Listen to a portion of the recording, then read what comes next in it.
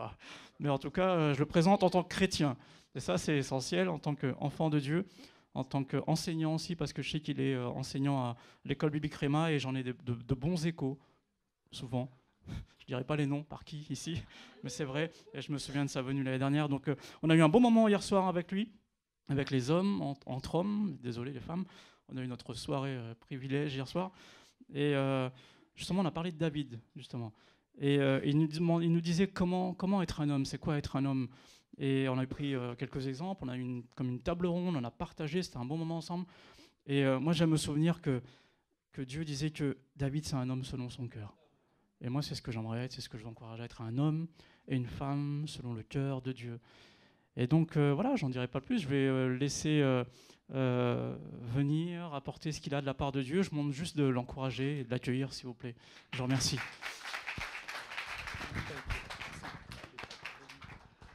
Alléluia. Quelle joie d'être avec vous ce matin. J'ai mal dormi, j'ai mal de gorge toute la nuit, mais je suis heureux d'être avec vous ce matin. Amen. Amen. Dites à votre voisin que je suis content de te voir. Alors, attention, si vous n'êtes pas content, ça se voit sur votre visage. Hein. Alléluia.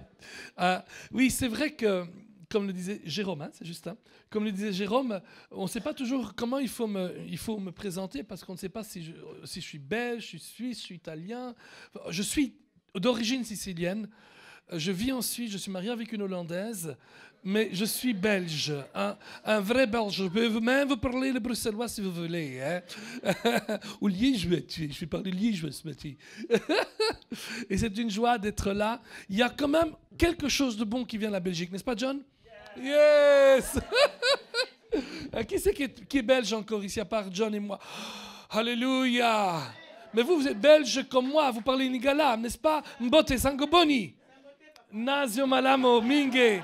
Ayezu pambolayo. Alléluia. Amen. Amen. Quelle joie de parler une belle langue comme le lingala. Amen. Gloire à Dieu. Et donc c'est super, il y a d'autres Belges ici, hein, c'est bien. Mais vous savez quoi? Belge, c'est notre prénom. Chrétien, c'est notre nom de famille. Hein, pas mal, c'est là. Les gens sourient dès le moment où on dit on est belge. Et après, ils exaltent dès le moment où on dit on est chrétien. Belge chrétien, ça diffuse quelque chose de particulier. Allez, ne méprisez pas les petits pays. Hein. Regardez une petite ville de Nazareth, qu'est-ce qui est sorti de là? Donc c'est super. En tout cas, nous sommes devant Dieu, il n'y a ni belge, il n'y a ni juif, il n'y a ni grec, il n'y a ni européen, ni américain. Nous sommes tous un en Christ. Amen. Alléluia. Et c'est une vraie joie d'être ensemble et de se retrouver avec cette grande nation qu'est la France. Et je crois que Dieu a vraiment de grands projets pour votre nation. Amen. Et aussi pour votre ville de Thonon-les-Bains. Amen. Hier, lundi, je suis arrivé à Vérone, où j'enseignais à l'école Réma de Vérone. Je n'enseigne pas simplement à Réma, mais aussi à Réma, bien sûr. Et ensuite, vendredi, je suis arrivé ici à Genève. Et ensuite, hier, je suis arrivé ici. Tout à l'heure, je serai à Bienne. Mardi, je serai en Billy. Et à partir de vendredi, je serai à Civrier jusqu'à le lundi de Pâques. Waouh! On est toujours en vadrouille, toujours pour apporter la parole de Dieu. Amen. Au mois de septembre, j'étais... Où ça? J'étais au Brésil. Il y a des Brésiliens ici? Non, mais tout le monde n'est pas parfait, donc je comprends. J'étais au Brésil, annoncer la parole là-bas, j'étais là pendant une dizaine de jours. J'étais à Haïti au mois de janvier. Et je serai au mois de juin au Nigeria. Et vraiment, Dieu ouvre les portes pour apporter la parole de Dieu. Amen. Et c'est extraordinaire de voir que partout où on va, le même esprit est là. L'esprit de Dieu. Alléluia. Et je voudrais encourager les jeunes là, les jeunes comme Benjamin. Voyez-vous, Benjamin, il est tout jeune là, n'est-ce pas? Benjamin va rester jusqu'à 5 heures de l'après-midi aujourd'hui parce qu'il va laver par terre, etc. Il n'est pas d'accord avec moi. Non, il retourne avec moi parce qu'on doit manger tout à l'heure, n'est-ce pas? Il m'a dit qu'il va me donner sa part. Ah, c'est pas vrai non plus. Zut alors. J'ai l'impression d'entendre ce que je veux entendre. C'est pour ça. Je pensais que tu voulais me dire oui, je te donne ta part. Non, je taquine. Mais en tout cas, je veux encourager aux jeunes, préparez-vous pour aller aux extrémités de la terre. Alléluia. Hein? Et si Dieu vous appelle, l'Église autonome vous enverra. Amen.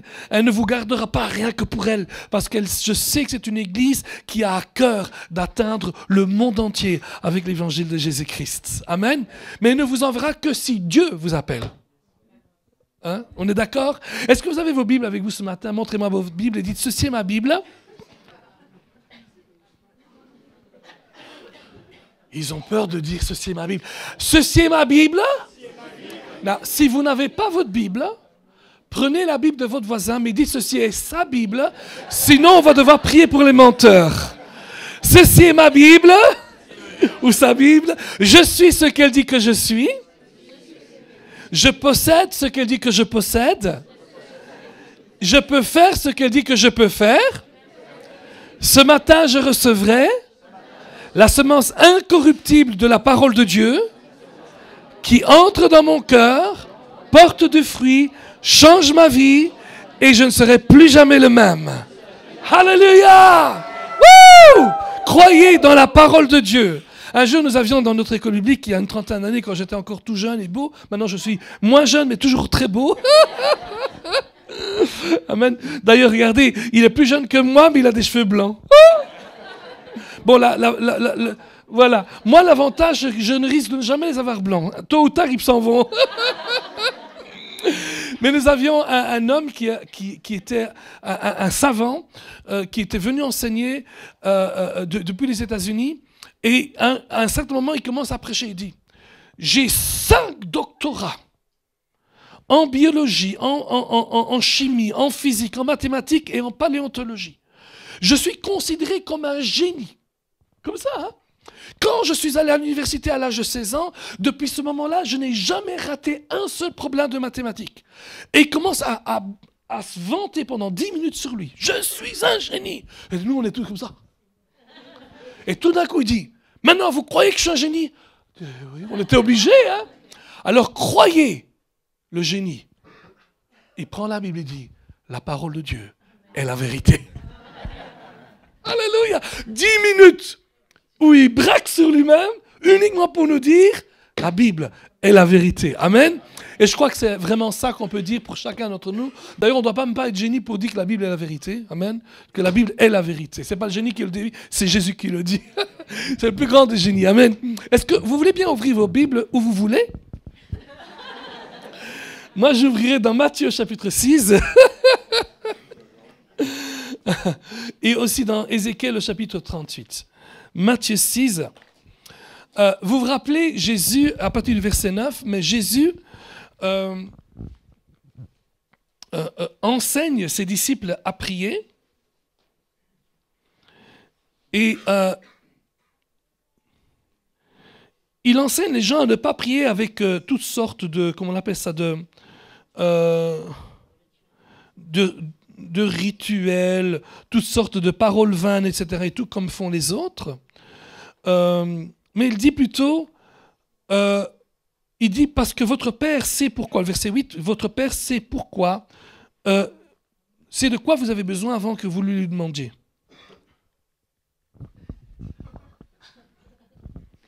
Ah, quand même.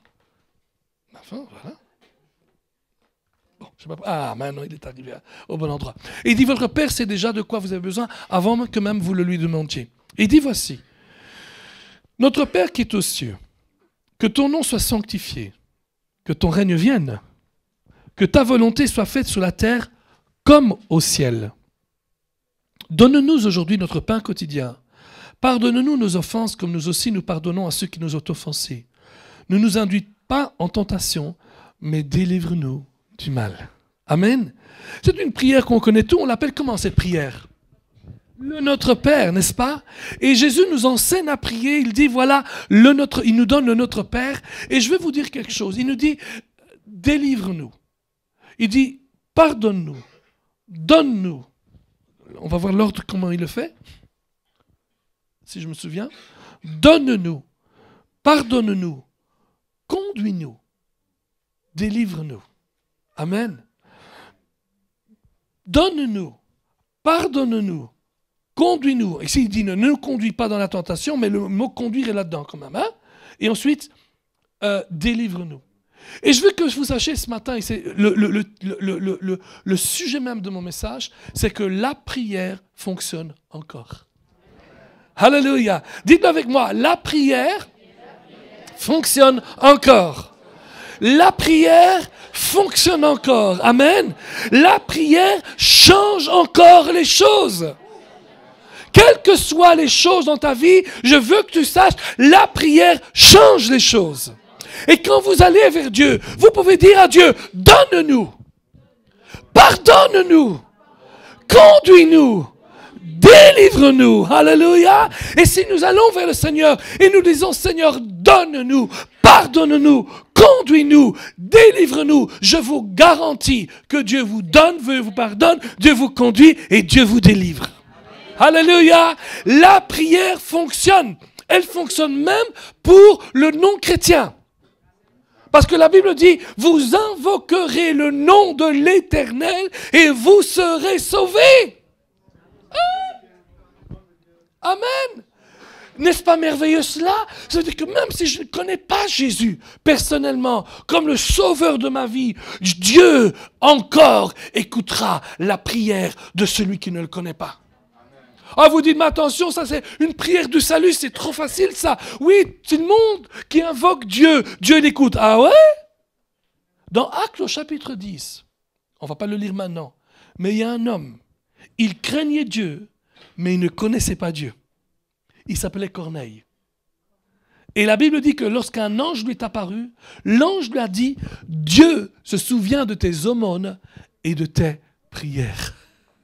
Dieu exauce la prière. Alléluia. Et je veux que vous sachiez, où que vous soyez dans la vie, Dieu répondra encore vos prières, parce que les prières changeront les choses dans votre vie.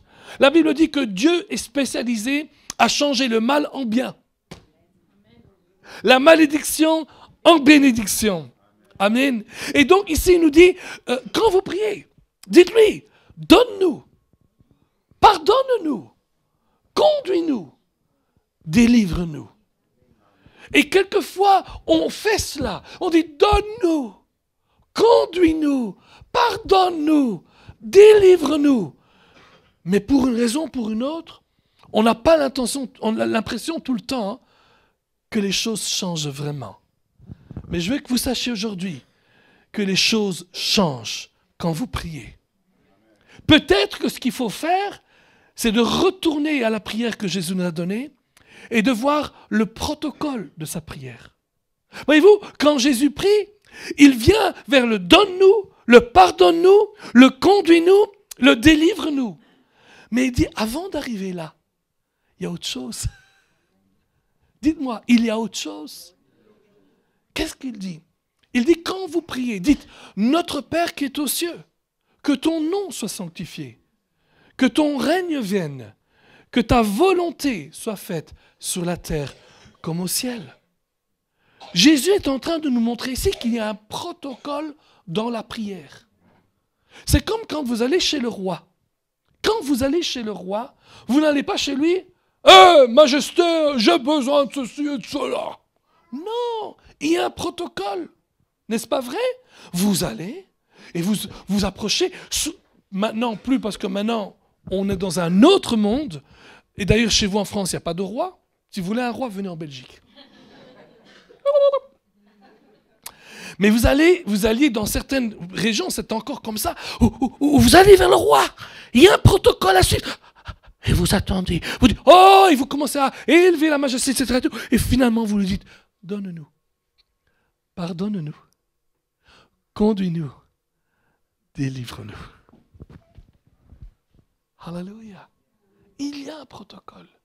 Jésus dit, quand vous priez, c'est juste d'arriver au moment où vous dites, donne-nous, pardonne-nous, délivre-nous, conduis-nous. C'est bon tout ça. Mais avant tout, quand vous priez, vous devez vous souvenir, tout premièrement, que quand vous priez au Père. Notre Père. Alléluia. Notre Père. C'est vrai que Dieu est notre roi, mais avant tout, il est notre Père. Nous l'avons vu hier à ceux qui étaient étudiés à l'école de Réma, que l'apôtre Jean révèle que Jésus est le Père. Alléluia! Il nous donne une révélation flagrante de fait que Jésus est notre Père. Et donc, il dit, n'oubliez pas qui vous êtes. Jésus est le Père. Amen. C'est pas quelqu'un d'étranger, c'est quelqu'un de notre famille. Je me souviendrai, mes parents travaillaient dans le grand marché matinal de Bruxelles, à Laken. C'était un grand marché matinal où les commerçants venaient acheter les fruits et légumes chez nous. Et c'était un endroit quand même protégé, il y avait des policiers, etc. Et tout. Il y avait le capitaine ou le chef de la sécurité là-bas qui qui parlait souvent avec mon papa. Il avait à l'époque 40, 45 ans. Et mon papa disait, qu'est-ce que tu vas faire aujourd'hui, ce week-end? Et il dit, je vais chez mon papa. Chez votre papa? Oui, c'est bien, il faut aller chez ton papa. Et il dit, écoute, qui dit, je suis moi-même père de famille, j'ai une femme, j'ai une famille merveilleuse. Mais le plus bel endroit de ma vie, c'est quand j'arrive à la maison de mon papa, malgré l'âge que j'ai. Alléluia. Et je crois que c'est important pour nous rappeler cela. C'est que quand on prie à Dieu, on va chez papa. Alléluia! Et on va chez celui avec qui on a développé une intimité depuis tout petit. Le pasteur Jérôme parlait spécialement de David. David était un homme selon le cœur de Dieu, n'est-ce pas? Et c'était un homme qui avait développé une vraie intimité avec Dieu. Il pouvait lui appeler, il aurait pu l'appeler papa. Il savait que Dieu n'était pas ce que beaucoup pensaient, au point qu'il disait à un certain moment, tu ne désires pas des sacrifices, des holocaustes, c'est ça que tu veux, le cœur que tu veux, c'est l'intimité que tu veux. Amen. Je disais hier avec les hommes, on a eu un superbe moment et les hommes étaient géniaux. Waouh! C'est pas moi qui parlais, c'était eux qui parlaient. Et des superbes témoignages. Chacun apportait du sien, de son vécu. Et ça permettait de vraiment avoir des moments de partage très riches. Et à ce moment, moi, je partageais aussi quelque chose. Je disais, quelquefois, ma famille et moi, on aime se mettre en voiture rien que pour aller ensemble. Le fait même qu'on est ensemble, je ne sais pas si c'est hier soir que je disais maintenant ou c'était... Non, alors c'était hier après-midi. De toute façon, je le disais hier, ça je suis certain. Je ne sais pas toujours où, mais je l'ai dit hier. Mais je disais à mes étudiants, rien que le fait d'être ensemble, dans la voiture, on n'a même pas se parler, mais ça suffit déjà pour se sentir en paix, en sécurité, en sérénité. Vous savez, quand vous aidez quelqu'un, viens mon frère, il a très bien chanté, tout le groupe de louanges était excellent, amen. Mais quand vous aidez quelqu'un qui passe par un moment difficile, on a toujours l'impression, on a tendance, on doit parler. Allez, on va te parler. Il y a un moment où il faut parler. La Bible dit il y a un moment où il faut même pleurer avec la personne. Mais je vous dis, il y a un moment où tout ce que la personne veut, c'est une présence amicale à côté. Tu ne dis rien, tu attends. C'est vrai ou c'est pas vrai? Quelquefois, on parle et en parlant, on fait les erreurs des 3 amis de Job. Lisez Job. Ils pensaient que c'était bien de parler, ils pensaient même qu'ils parlaient très bien. Et Dieu dit qu'ils ont tous parlé comme des insensés. L'intimité. Merci, tu peux aller t'asseoir. Amen. L'intimité avec Dieu. Le fait simplement d'être avec le Seigneur et de dire, quand je prie, je me souviens que je suis dans l'intimité avec Dieu. Voyez-vous, Dieu n'est pas un étranger, Dieu est la famille. Vous savez, une des manières dont j'ai réussi à élever mes enfants dans la présence du Seigneur et dans la crainte de l'Éternel, c'est qu'on a fait quelque chose. Je n'ai pas du tout insisté du fait que nous faisions partie de la famille de Dieu. Mais j'ai insisté sur le fait que Dieu fait partie de notre famille. C'est un petit peu comme... C'est quelque chose que j'ai appris avec mes parents et mes grands-parents. Moi, je suis sicilien d'origine, mais j'habite en Belgique. Donc, mes grands-parents n'habitaient pas avec nous. Mais une chose qui était là, c'est que quand ils venaient, ils faisaient partie de notre famille. Pourquoi? Parce que papa et maman parlaient tout le temps de leurs parents. Quand grand-parent sera là, quand grand-maman sera là, grand-grand-mère ceci sera là, quand grand-père ceci sera là, etc. Et, tout. Et automatiquement, grand-père et grand-mère faisaient partie de notre famille. Hello, je voudrais que vous sachiez, Dieu fait partie de votre famille. Amen, hallelujah. Et quand vous priez avec lui, vous savez que vous allez vers le Père, il fait partie de votre famille et vous pouvez lui dire littéralement, j'ai confiance en toi. Parce que ce n'est pas un étranger. J'ai confiance en lui parce que je le connais et parce que vous le connaissez. Et donc Jésus est en train de dire ici, quand vous priez, sachez qu'avant tout, vous priez au Père, en fait au Père à qui vous appartenez. Il appartient à vous et vous appartient à lui. C'est ce qu'on a chanté. Je suis à toi, tu es à moi. Hello, je suis à toi, tu es à moi. Mais quand on est l'un pour l'autre et l'autre pour l'un, à votre avis, est-ce qu'on n'est pas une famille? Est-ce qu'on n'a pas confiance avec les personnes avec qui on est pour eux, on est à eux et eux sont à nous? On a confiance. Amen. Et on peut parler avec lui parce qu'on sait qu'il prendra toujours soin de nous. N'est-ce pas ce que la Bible dit quand il dit « Déposez sur lui tous vos soucis parce qu'il prend soin de vous ». Amen. Est-ce qu'il y a quelqu'un qui a des soucis ce matin? Montrez-moi votre main. Vous pouvez le montrer, il n'y a aucun problème. Même moi, j'ai des soucis. Alléluia. Alors, ce qu'on va faire, on va faire ceci. On va prendre nos soucis. Moi, je le fais pour vous. Vous ne devez pas le faire avec votre manteau, mais vous prenez votre souci. Alléluia. Alors, c'est marrant, parce qu'il ne dit pas déposer. Il n'y a personne qui a remarqué que je me suis trompé, là. Il ne dit pas déposer, il dit jeter. Hello.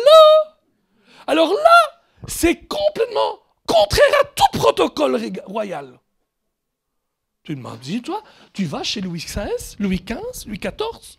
Je ne sais pas si tu sais, mais en France, il y avait des Louis. Hein? Bon, pour quelques-uns, il est toujours là. Amen. Jamais tu oserais lui jeter quelque chose. Mais ça ne se fait pas. Mais la différence, c'est que même s'il y a un protocole céleste, quand tu pries, rappelle-toi que tu pries au Père. Ce n'est pas le roi à qui tu pries, c'est au Père. Et au Père, tu peux lui jeter tes soucis à ses pieds. Ce que la Bible dit, et il prendra soin de vous. Amen. Alléluia. Merci beaucoup. Amen. Jetez vos soucis aux pieds de Jésus. Alléluia. Non, non, non, non, non, non. Laisse mes soucis. Tu les veux?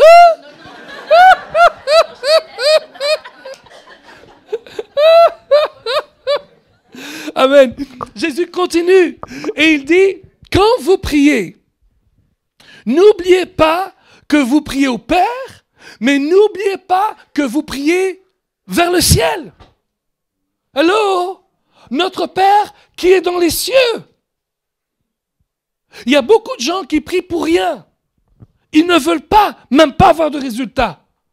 Ils prient, ils demandent, mais ils ne veulent pas avoir de résultat. Ce sont des personnes qui se mentent à eux-mêmes. Je donne un exemple. Il est où mon violoniste ici? Super, hein? J'aime beaucoup, d'abord j'aime beaucoup ton violon, et j'aime beaucoup l'archet, mais j'aime l'arche, comment on appelle ça? L'archet, mais j'aime beaucoup aussi le violoniste, c'est super. On peut l'applaudir, hein? Mais imaginez-vous que je lui dis, oh, que j'aime ton violon. Oh, comme tu joues si bien. Je donnerai ma vie entière pour jouer comme toi. Et lui dit, tu ne dois pas donner toute ta vie. Une demi-heure par jour. Tu commences à apprendre, c'est suffisant. Oh, mais si tu crois que j'ai le temps de faire ça une demi-heure par jour? Qu'est-ce que je dis? Je me mens à moi-même. Je dis, oui, oui, je ferai bien comme toi, mais quand je dois mettre ma main à la pâte, je ne le fais pas. Il y a des gens qui font la même chose avec Dieu. Ils disent, oh Dieu, j'ai besoin de ça. Oh Dieu, j'ai besoin de ça. Mais dans leur tête, ils pensent que Dieu ne répond pas. Ils pensent que leur prière s'arrête au plafond. Hello? Il y en a qui font des trous pour que ça va un peu plus haut. Hello? Et puis ils croient que ça s'arrête à la stratosphère. Non! Nos prières vont jusqu'au ciel. C'est comme cette femme qui reçoit un jour de la part de son mari une statuette de Saint Antoine de Padoue. Une belle petite statuette. Il commence à prier. Oh, Saint Antoine de Padoue. Oh, fais ceci, ceci, ceci. Oh, Saint Antoine de Padoue. Fais ceci, fais ceci. Et elle prie pendant des mois, jamais aucune réponse. Je dis, mais qu'est-ce que c'est que cette affaire? Elle dit, je vais un peu voir ce qui se passe là-dedans. Et elle prend la statuette et elle tourne autour, elle examine bien et dit, oh, mais je comprends. Il y a des oreilles, mais il n'y a pas les trous. Et donc elle dit à son mari, mon chou, tu m'as donné un Saint Antoine de Padoue sans trous aux oreilles. S'il te plaît, fais les trous. Et bien sûr, il fait les trous. Elle est contente. Elle dit, maintenant, il va m'exaucer. Oh, Saint Antoine de Padoue. Oh, Saint Antoine de Padoue. 1 mois, 2 mois, 3 mois, 4 mois. Rien. Je dis, mais qu'est-ce qui ne va pas? Pourtant, on a fait les trous pour les oreilles. Elle examine de nouveau. Elle regarde bien et dit, ah, mais je comprends. Au lieu de faire 2 trous, il a fait un trou qui va de gauche à droite. Donc quand je prie, ça rentre d'une oreille, ça sort de l'autre. Hello mes amis. Hello mes amis, on n'a pas besoin de Saint Antoine de Padoue, amen. On n'a pas besoin de statues qui ont des yeux mais qui ne voient pas, qui ont des mains mais qui ne bénissent pas, qui ont des oreilles qui ne écoutent pas et qui ont des pieds mais qui ne marchent pas. Nous on a un Dieu qui est vivant et il trône au-dessus des cieux, amen. Le ciel est notre destinée. Quand nous prions déjà de notre place de victoire. La Bible dit, nous sommes assis dans les lieux célestes. Quand nous prions, nous ne mendions pas au Père. On n'est pas là à dire, oh, Père, s'il te plaît. C'est comme mes enfants, quand ils viennent à la maison des fois, quand ils étaient plus petits, maintenant ils ne font plus ça parce qu'ils ont compris que je suis papa. Et pas un, oh, Père, est-ce que je peux manger un morceau de pain? Hello? Quel est le père qui demande ça et qui exigerait ça de son père, de ses enfants? Quand tu viens chez moi, tu n'ouvres pas le frigo, tu te mets à genoux et tu mendis. Père, non, c'est notre père, on se sert au frigo. Amen. Pourquoi on se sert dans le frigo? Parce qu'on habite dans la même maison. Je veux que vous sachiez, vos pieds sont sur terre, mais votre esprit est dans les cieux. La Bible dit, nous sommes citoyens des lieux célestes, de la Nouvelle Jérusalem. Nous sommes assis dans les lieux célestes avec Jésus-Christ. Amen. Et nous ne devons pas mendier, parce que nous sommes assis à côté de Christ. Et Christ n'est pas assis dans un petit angle comme un puni. Non. Il est assis sur une place d'autorité. Alléluia. Amen. Tout ce que Dieu demande, c'est que nous prions au Père dans les cieux et que nous nous rendons compte que le ciel, c'est notre destinée. Alléluia. Hello. Le ciel est une vision, est une démonstration, est une manifestation de comment devrait être la vie sur la terre. La vie sur la terre ne veut pas une vie remplie d'embûches dans laquelle nous nous tombons de temps en temps. Le ciel est un endroit où régit la volonté de Dieu. Amen. Et donc nous prions dans les cieux.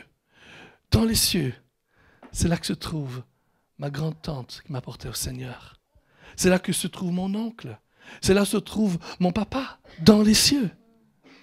Il y a 5 ans, papa a déménagé. Il a dit, je ne vais plus vivre ici, je vais vivre au ciel. Alléluia. C'est là où se trouvent mes 2 pasteurs. Le premier a 118 ans, l'autre a 97 ans. Mais ils vivent là-bas. Alléluia. C'est une réalité. On doit rappeler et se rappeler, le ciel est une réalité. Ce n'est pas une image belle pour faire croire. Non, c'est une réalité. Alléluia. C'est là que vivent nos bien-aimés. C'est là que vous et moi, si nous connaissons Jésus-Christ comme le Seigneur de notre vie, c'est là que vous et moi irons plus tard. Quand Jésus dit, quand vous priez, priez avec le ciel en tête. Priez pour l'éternité. Ayez dans vos cœurs, si on peut dire, la pensée de l'éternité. Alléluia. L'éternité doit toujours être dans nos prières. Amen.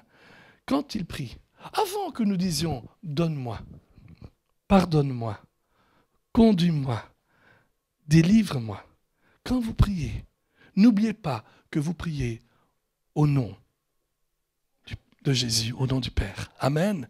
Vous priez, vous rappelez de son nom. Amen. Ce n'est pas n'importe qui, c'est quelqu'un dont le nom a une importance vitale. Amen. La Bible dit que c'est le nom de Jésus qui sauve. Il est marqué dans Actes 4.12, on ne va pas le lire, mais vous pouvez écrire les notes dans vos notes. Il n'y a aucun autre nom qui a été donné parmi les hommes par lequel l'homme devait être sauvé. Et son nom est le nom de Jésus. Le nom de Dieu est un nom rempli de puissance. Amen. La Bible dit que les anges et les démons tremblent devant son nom. Amen. Alléluia. Amen. Et nous allons à Dieu avec le nom de Jésus. La Bible dit que Jésus a reçu un nom qui est au-dessus de tout autre nom. Quel que soit le nom qui t'opprime aujourd'hui, le nom de Jésus est au-dessus de tout autre nom. Si le nom qui t'opprime, c'est le nom de crise financière, le nom de Jésus est au-dessus du nom de la crise financière. Si le nom qui t'opprime, c'est le cancer, je veux que tu saches que le nom de Jésus est au-dessus, est plus grand, est plus fort que le nom du cancer. Si le nom qui t'opprime, c'est cécité, tu ne vois pas d'un ou de deux yeux, je veux que tu saches, le nom de Jésus est au-dessus de cet homme-là. J'étais à Vérone cette semaine et il y avait un frère qui voyait complètement trouble. Il ne voyait plus bien et ça lui faisait des maux de tête terribles. Et j'ai prié pour lui et il a été complètement guéri. Alléluia. Je me souviens quand j'étais en Afrique avec cet enfant de 8 ans, il était complètement aveugle. J'ai prié pour lui et le nom de Jésus a délivré cet enfant de la cécité et il voit. Amen. Je me souviens de cette femme qui avait un corset et quand j'ai prié pour elle, le nom de Jésus a remis son bassin en place. Elle a enlevé son corset devant tout le monde. Un corset, un bracelet, comment on appelle ça? Un corset en fer. Amen. Le nom de Jésus est au-dessus de tout autre nom. Quel que soit le nom qui t'opprime, je veux que tu saches que toi, tu portes un nom et ce nom est le plus grand de tous les noms. Lorsque mon papa était donc au centre des fruits et légumes de Bruxelles, il avait son propre magasin et sa propre boutique où il vendait les fruits et légumes en gros. Et il avait donc beaucoup de clients et des clients qui devaient payer des grosses sommes d'argent. Un jour, il m'envoie vers un de ses clients qui lui aussi avait un magasin, une boutique là-dedans. Il lui aussi était vendeur en gros, mais il m'envoie vers lui. Et j'arrive vers lui parce que je devais encaisser une belle facture. C'était intéressant.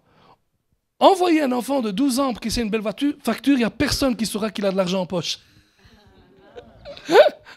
Le papa était intelligent. Et donc j'arrive et voilà que les deux hommes, que le client était là en train de parler avec un de ses clients lui. Et dès qu'il m'a vu, il a dit à son client, stop, arrête 2 secondes. C'est un petit enfant. Il est petit, mais le nom qu'il porte est grand. Je veux que vous sachiez. Et il m'a directement payé et je suis reparti. Mais je veux que vous sachiez. Peut-être qu'à nos yeux, nous sommes petits, mais le nom que nous portons est un grand nom. Voyez-vous ce que Jésus dit? Quand vous priez, avant de prier, donne-moi, pardonne-moi, délivre-moi, conduis-moi. Commençons à prier aux cieux. Alléluia. Au Père qui est dans les cieux et prions dans le nom de Jésus. Alléluia. Commençons à suivre un protocole divin. Alléluia.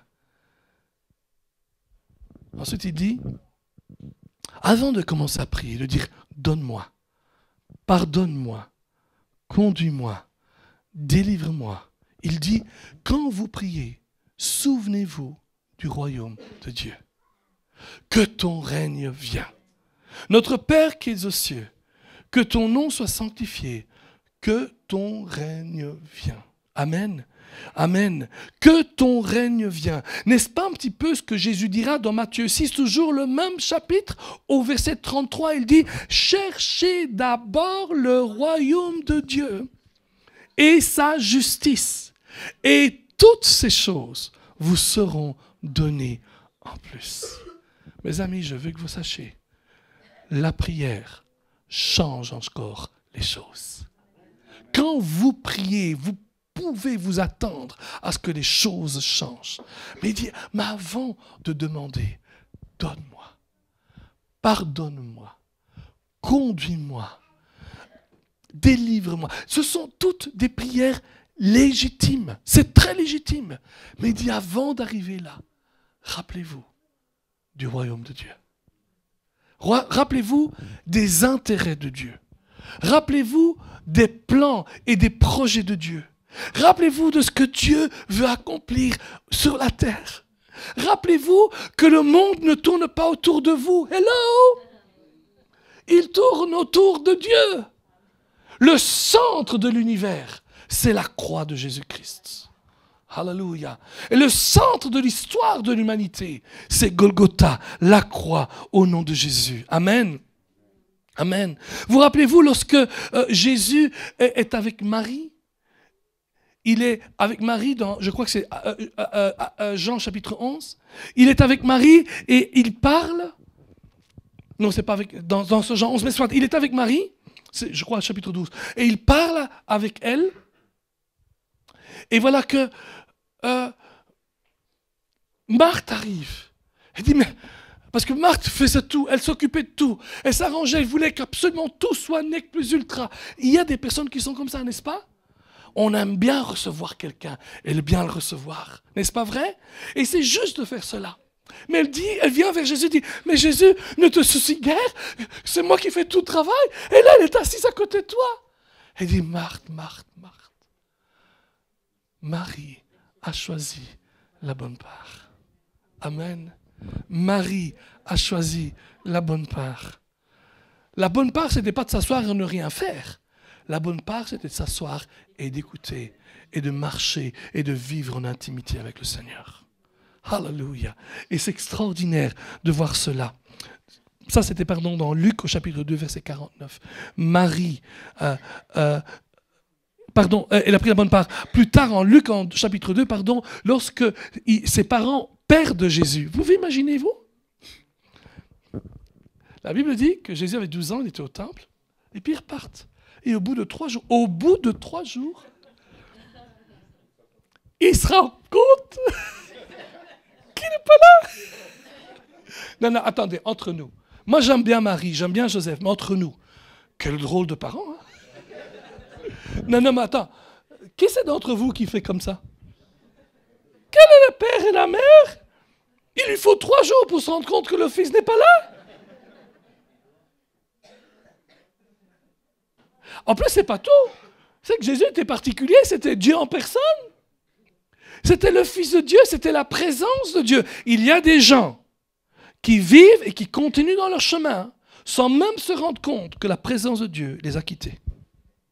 Ils ont négligé Jésus et beaucoup de gens négligent la présence de Dieu.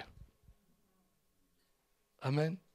Alors certes, dans ce cas-ci, on comprend bien, c'est que probablement, vous savez, on allait à Jérusalem une fois par an, et probablement qu'il y avait toutes des familles, et on pensait que l'un était avec l'autre. Vous savez, c'est un petit peu l'histoire de Home Alone. Hein? Maman, j'ai raté l'avion.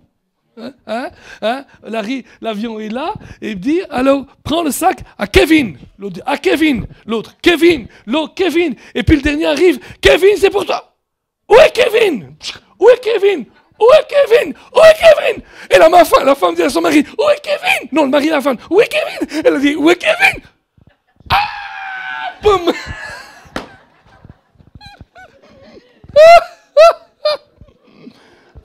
Dans le deuxième, c'est autre chose. Kevin est là. Il est à l'aéroport avec eux. Mais il se trompe d'avion. Et elle est dans l'avion à son aise. Il dit, quelque chose de bizarre. Et le mari dit, mais non, chérie, on s'est tout occupé, etc. Et tout, tout est en ordre, etc. Et tout. Il dit,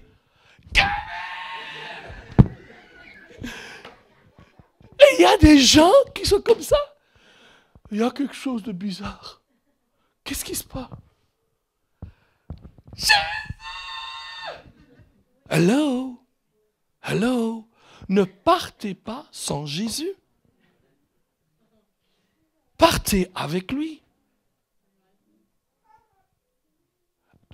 Une des bonnes choses pour s'assurer qu'il est avec vous, c'est de vous assurer que vous allez dans un endroit où il est bienvenu. Amen. Un jour, un gars était un jeune chrétien et il est allé avec des copains qui ne connaissaient pas encore Jésus et il sortait tout d'un coup, les copains, viens avec nous, on va te montrer un superbe endroit. Alors, du coup, il ne sait pas où il va, etc. Et tout d'un coup, c'est une boîte de nuit spéciale. Et il dit, viens, on rentre. Il dit, ah non, je ne peux pas entrer. Mais pourquoi tu ne peux pas entrer? Ah, mon patron ne peut pas entrer non plus.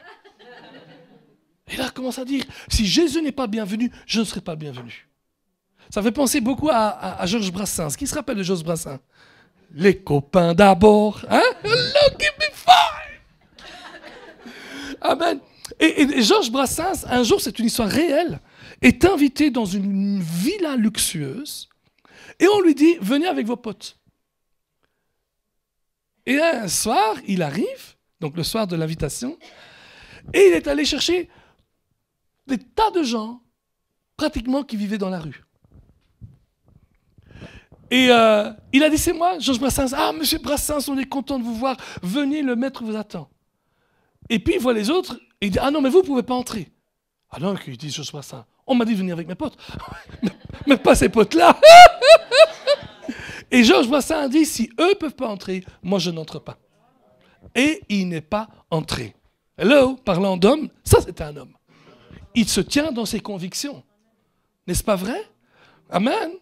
Alléluia. Et donc, ce que je voudrais qu'on voit ici, c'est qu'il dit, quand vous priez, avant de dire, donne-moi, pardonne-moi, conduis-moi, délivre-moi, des prières tout à fait légitimes, il dit, n'oubliez pas le règne de Dieu. Amen. Je veux que vous sachiez que la prière change les choses, elle change même les choses impossibles. Regardez avec moi Ésaïe chapitre 38. Là, nous avons une histoire. L'histoire d'un homme qui aime Dieu.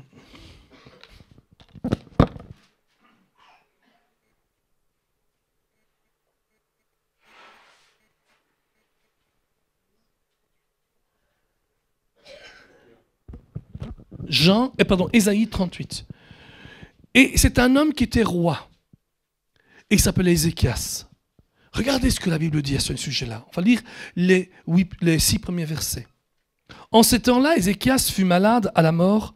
Le prophète Ésaïe, fils d'Amoz, vint auprès de lui et lui dit, « Ainsi parle l'Éternel, donne tes ordres à ta maison, car tu vas mourir et tu ne vivras plus. » Wow, je ne sais pas pour vous, mais si Dieu vous envoie un tel ordre, moi je tremblerai à votre place. Mets de l'ordre dans ta maison, car tu vas mourir. Le médecin peut vous donner ce même ordre. Il dit, mettez vos affaires en place, vous allez mourir. Qu'est-ce que vous faites?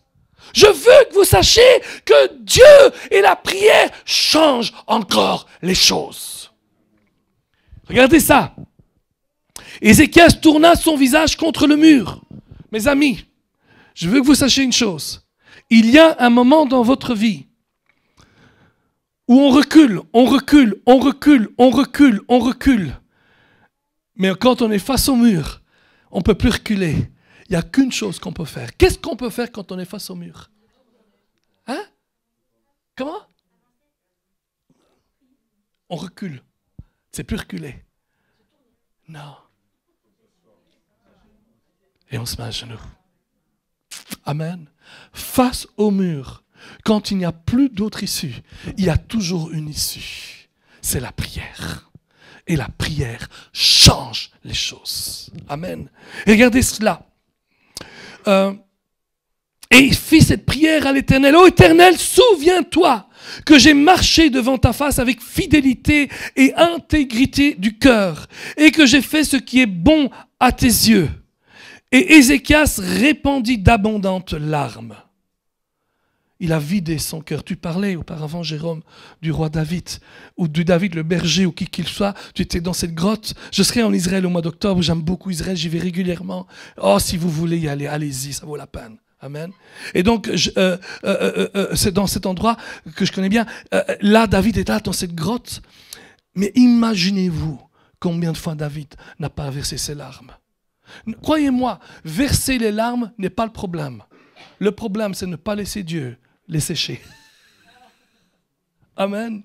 En d'autres mots, le problème, ce n'est pas laisser Dieu s'occuper de votre problème. Amen. Et donc là, il eut d'abondantes larmes. Puis la parole de l'Éternel fut adressée à Ésaïe en ces mots. Va et dis à Ézéchias, ainsi parle l'Éternel, le Dieu de David. Wow, alléluia. Ton père, j'ai entendu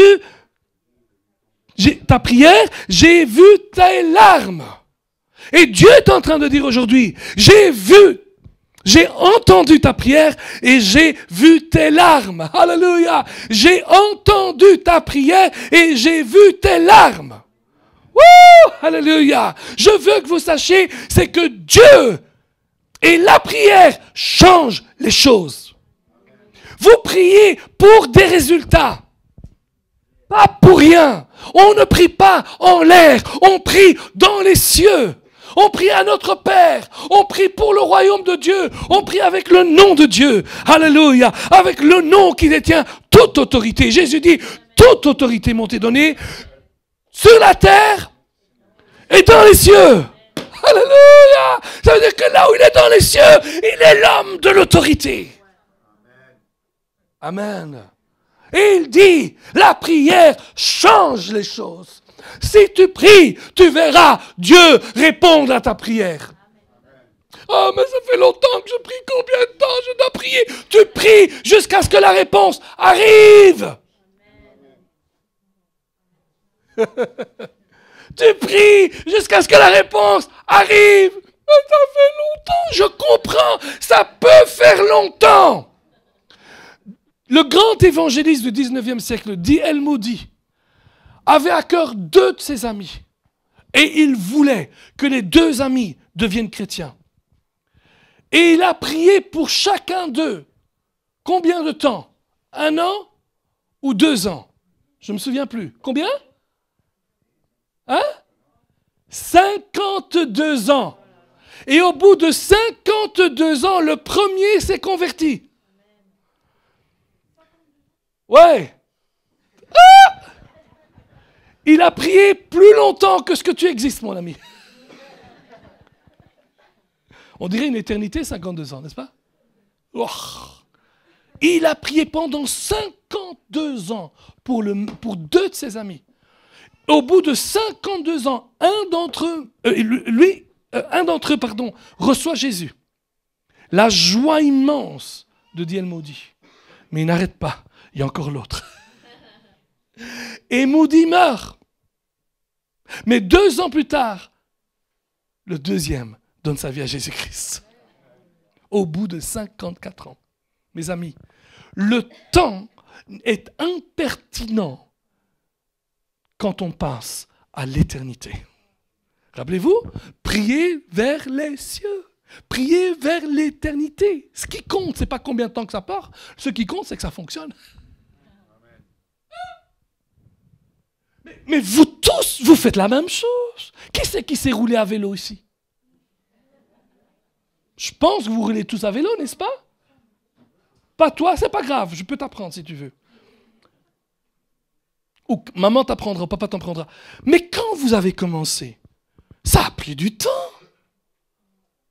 D'abord avec 4 roues, puis avec 3 roues, et puis avec 2 roues. Souvent, papa vous tenait encore là, le vélo. Vous vous rappelez de ça? Mais pour un, ça a pris peut-être 6 mois, pour l'autre 1 an, pour l'autre 2 mois. L'important, c'est pas combien de temps ça prend, l'important, c'est que ça fonctionne. Et qu'importe la longueur de votre prière, ce qui compte, c'est que tôt ou tard, la prière changera les choses dans ta vie. Ézéchiel, dit le prophète, mets ta maison en ordre parce que tu vas mourir. Écoutez-moi, je prie beaucoup pour les malades. J'enseigne beaucoup la guérison divine. Et je dis toujours que nous devons toujours encourager les gens à croire en Dieu. Si le médecin vient vers toi et te dit qu'il n'y a plus d'espoir, comme le jour où les médecins ont dit que ma fille était handicapée, qu'elle ne pourrait jamais marcher, jamais parler, jamais avoir une facilité avec la motoricité. Et plus tard, on a appris qu'à l'état de l'adolescence, elle devait partir et mourir. Les médecins nous ont dit ça. Et les médecins peuvent dire quelque chose de similaire à quiconque. Mais il y a toujours un espoir en Jésus-Christ. Et Dieu a guéri ma fille. Amen. Elle est complètement guérie. Mais ici, ce n'est pas le médecin qui le dit. Ce n'est pas le médecin qui dit « Roi Ézéchias, roi Ézéchias, on a peur de vous le dire. Ne nous en voulez pas. Oh, majesté. Oh, dis-moi tout. Oh, majesté. Oh. » Ce n'est pas le médecin qui dit. C'est Dieu qui dit. Ézéchias, mets ta vie en ordre, car tu vas mourir. Alors quand je dis aux gens, quand les médecins vous donnent un tel rapport, utilisez votre foi, parce que Dieu est plus grand que vos médecins. Et certains me disent, oui, mais si c'est Dieu qui me le dit, je leur dis, va voir Ézéchias. Parce que même si Dieu te disait, il n'y a plus d'espoir, je veux que tu saches, il y a toujours l'espoir en Jésus-Christ. Et certains me disent, oui, donc tu vas construire sa foi. Je dis, je vais construire sa foi, je vais édifier sa foi, je vais encourager sa foi. Mais s'il meurt, écoute, je préfère qu'il meure avec la foi, en Christ et en la guérison, qu'il meure dans l'incrédulité. La Bible dit que sans la foi, il est impossible de plaire à Dieu. Je préfère qu'il meure plaisant à Dieu que ne lui plaisant pas. Amen. Mais je vous assure, j'ai vu des tas de personnes. Il n'y avait plus d'espoir. Mais Jésus était l'ultime espoir. Et la prière. Et je veux que vous sachiez aujourd'hui, la prière fait des miracles. La prière change encore les choses aujourd'hui. Un jour, j'étais avec une dame. Nous étions 2 personnes, moi et une autre dame. Et cette dame était aveugle d'un œil. Quelque chose s'était passé quelques années auparavant, depuis, je crois que c'était 8 ou 9 ans. Quelque chose a éclaté dans l'œil et plein de sang était tombé et son œil était condamné à vie. Elle ne voyait pas de cet œil. Je crois que c'était l'œil droit. Et je dis, est-ce que vous voulez que je prie? La prière change les choses. Elle me dit, oui, bien sûr. Et j'ai commencé à prier pour elle. Et je prie peut-être à peu près 5-6 minutes. Et puis je dis, madame, mettez votre main sur l'œil qui fonctionne et ouvrez l'autre œil. Et dites-moi ce que vous voyez. Elle met sa main sur l'œil gauche qui voit. Et puis elle regarde. Elle dit, je vois rien. Elle dit, on va encore prier. Et je prie encore. 3-4 minutes. Elle refait la même chose. Toujours rien. Je dis, on ne va pas s'arrêter là. Et on prie encore. Vous savez, quand vous n'avez rien, vous êtes dans le club de Dieu. Parce que la Bible Dieu dit que Dieu n'avait rien et il a créé tout l'univers. Amen. Et je continue à prier avec elle. Et elle remet sa main et elle dit à un certain moment, je vois de la lumière. C'est pas mal. Ça fait 8-9 ans qu'elle ne voyait pas de lumière. La prière change les choses. Et je dis, on va encore prier, d'accord? Oui, monsieur. Et je continue à prier. Maintenant, elle commence à avoir beaucoup plus de lumière. Elle est heureuse. Je dis, on peut continuer? Oui, monsieur. Et au bout de quelques minutes de nouveau, elle dit, je vois des silhouettes. Je dis, c'est super, on va continuer. Et puis, tout d'un coup, elle dit, je vois un homme et une femme. Je dis, l'homme, c'est moi. La femme est à côté. Il dit, mais on va continuer, d'accord. Et je continue. Il dit, maintenant, je vois bien. Je dis, attends, est-ce que je suis beau?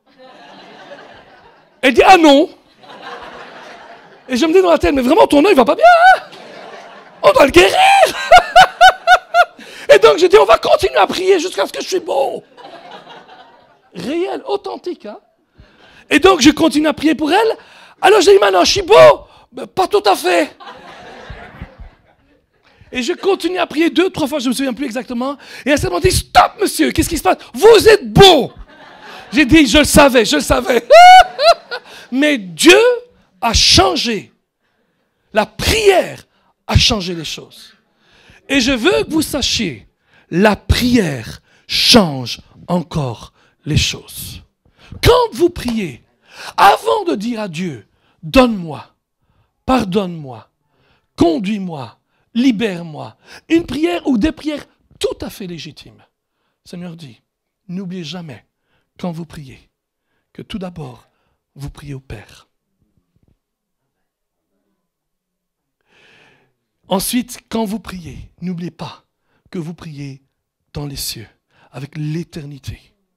Vous savez que dans l'éternité, il n'y a pas de maladie, il n'y a pas de problème, il n'y a que des solutions. Quand vous priez, rappelez-vous toujours que vous priez au nom du Père. Amen. Et aussi pour nous, aujourd'hui, c'est au nom de Jésus. Amen. Le nom qui est au-dessus de tout autre nom. Quel que soit le nom que vous présentez au Père, lui sait que le nom de Jésus est plus grand que ce nom-là. Amen. Et il dit, quand vous priez, avant de dire, donne-moi, pardonne-moi, conduis-moi, libère-moi ou délivre-moi, il dit, n'oubliez pas le règne de Dieu. N'oubliez pas le règne de Dieu. Voyez-vous, Dieu n'est pas opposé à vos rêves. Rappelez-vous, lorsque Joseph va rêver, il va rêver d'un champ avec des gerbes. Vous vous rappelez cela? Et que les 11 gerbes se pliaient devant lui. Vous vous rappelez de cela? C'est quoi les gerbes et le champ? Ça fait penser à quoi? À la moisson. À la moisson. Amen. Et voyez-vous, Dieu n'est pas opposé à ce que vous ayez des rêves et des visions et des désirs. Mais Dieu n'est pas obligé de répondre à vos rêves. Il n'est pas obligé d'exaucer vos rêves tant qu'ils ne sont pas connectés avec la moisson. Jésus dit, quand tu pries, n'oublie pas le règne de Dieu. N'oublie pas le royaume de Dieu. Amen. Dieu n'a aucun problème à ce que vous ayez une piscine à la maison. Mais utilisez-la pour faire des baptêmes.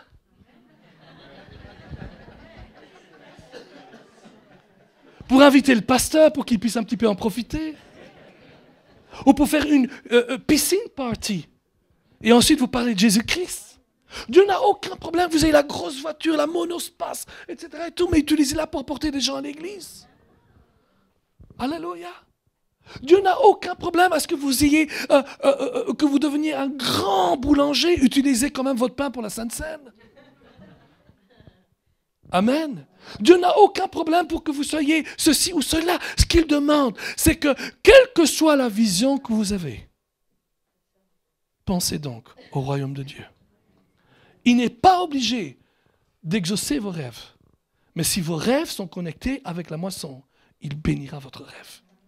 Amen. C'est-à-dire, mais moi je rêve de ça, mais ça n'a rien à voir avec Dieu. Qu'importe, utilise ton argent pour le Seigneur. Amen. Utilise ton argent pour le Seigneur. Un jour, un gars était entré dans une église et il a donné sa vie à Jésus-Christ. Et il a été tellement heureux. Et il est devenu très rapidement un grand homme d'affaires. Et maintenant, il voyageait dans tout, c'était aux États-Unis, dans tous les États-Unis. Mais il se dit, mais si je voyage comme ça, je n'ai pas le temps de revenir le dimanche. Je faisais ce qu'il a fait, il s'est acheté un avion. Comme ça, j'étais là, dit-il, le mercredi et le dimanche. Et quelquefois, il mettait des gens dans l'avion, il dit, viens, on va aller au culte ensemble. Hello! Utilise ton rêve pour faire avancer la moisson de Jésus-Christ. Je veux que tu saches que quel que soit ton rêve, ma femme et moi, nous avions un grand rêve. Nous avions un rêve de voir notre fille guérie et de pouvoir partager cela au monde entier. Et sur tous les continents, je prêche et je raconte comment Dieu a guéri ma petite fille Gabriela, qui maintenant a 23 ans. Elle était en première année d'école d'infirmière, 3e semaine, première année, et les professeurs enseignent sur la virologie. Gabriela est née avec un virus qui s'appelle le CMV, le cytomégalovirus. C'est un virus terrible. Et en fait, on enseigne à 23 ans que quand une mère est enceinte avec ce virus, vous devez tout faire pour pousser la maman à avorter. Il n'y a aucun remède. Et en fait, maintenant, le test est automatique sans même votre savoir.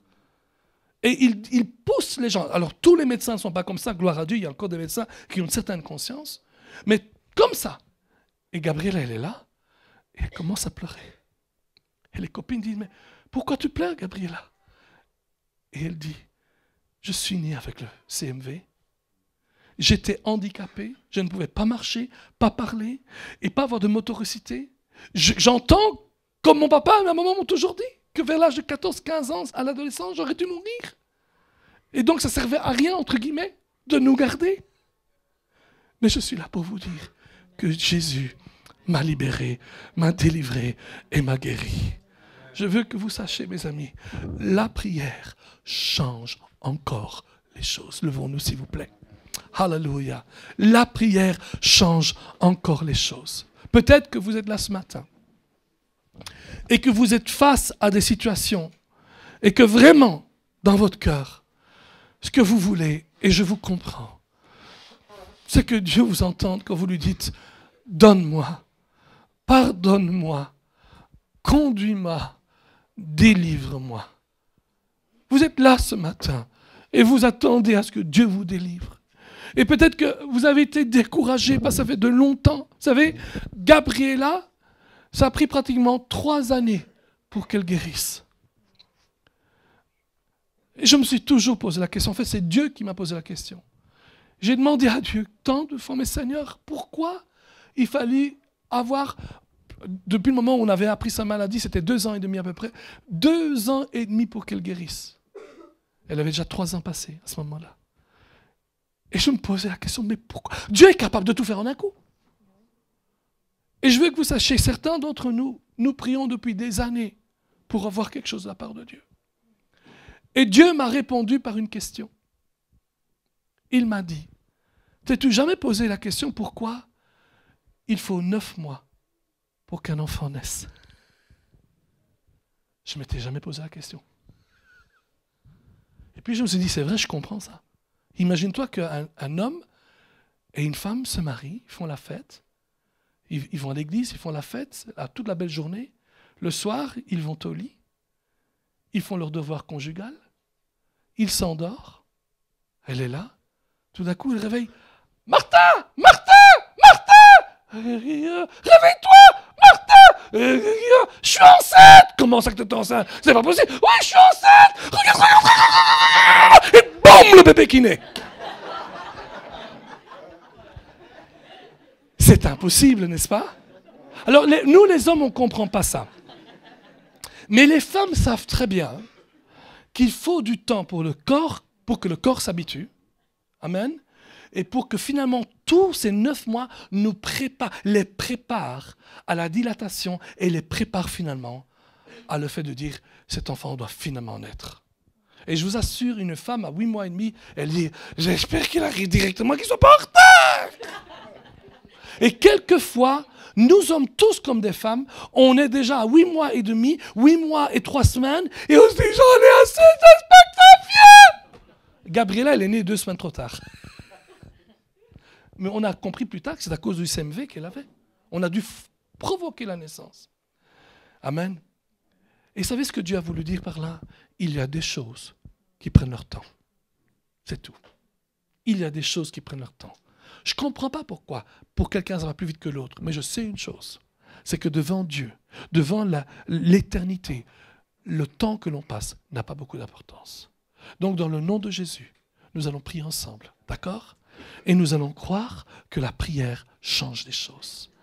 Amen. Levons les mains tous ensemble devant le Seigneur et dites avec moi, Père éternel, je crois dans mon cœur que la prière change encore les choses.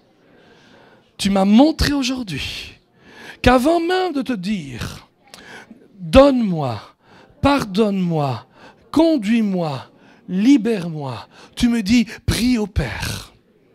Rappelle-toi que je dois prier dans les cieux. Rappelle-toi que je prie au nom de Dieu, au nom de Jésus. Et rappelle-toi du royaume de Dieu. Et je veux que tu saches, Père, je vais suivre le protocole divin. Amen. Dites-le avec moi, je vais suivre le protocole divin. Alléluia. Je vais prier au Père. Je vais prier aux cieux. Je vais prier au nom. Et je vais prier pour le royaume. Et je sais, Père, que lorsque j'ai suivi ton protocole, alors je suis en position de pouvoir te dire, donne-moi, pardonne-moi, conduis-moi, libère-moi, dans le nom de Jésus. Amen. Amen. Je vais laisser la place à Jérôme et après la réunion, je serai encore là disponible quelques minutes et je prierai pour vous. Merci, pasteur Donato. C'est un autre père tout à fait original, comme j'ai jamais entendu. Et il y a plein de choses qu'on sait, mais c'est vrai que, comme Dieu dit qu'il est un Dieu d'ordre, souvent on prie cette prière, on est tellement habitué, on la connaît tellement que